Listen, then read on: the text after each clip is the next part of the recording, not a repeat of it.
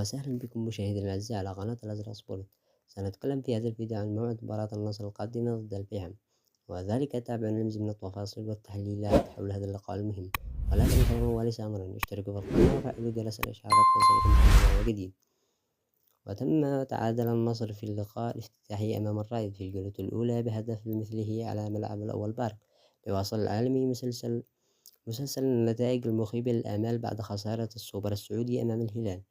نجح النصر في إنهاء الشوط الأول متفوقا بهدف نظيف سجله البرتغالي القائد كريستيانو رونالدو في الدقيقة 34 من ضربة رأسية، وتعادل الرائد في الطريق محمد فوزير من ركلة الجزاء بنجاح في شباك الحارس البرازيلي. تقام مباراة النصر ضد الفيحاء يوم الثلاثاء 27 أغسطس 2024، وذلك في الساعة 9 مساء بتوقيت القاهرة ومكة المكرمة. أما القنوات الناقلة لمباراة النصر والفيحاء في الدوري الروشن السعودي، تذاع مباريات الدوري السعودي لكرة القدم عبر شبكات قنوات CCS. ستجد مباراة النصر والفيحاء في الدوري الروشن السعودي على شاشتها.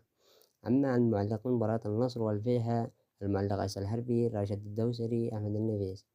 ويسعى النصر في الجولة الثانية تحقيق نتيجة الانتصار لاستعداده الثقة من جديد والعودة للمسار الصحيح ومصالحة الجماهير في الفترة القادمة والمنافسات على اللقب والبطولات. والسلام عليكم ورحمة الله وبركاته، وشاركونا توقعاتكم للمباراة في قناة التعليقات.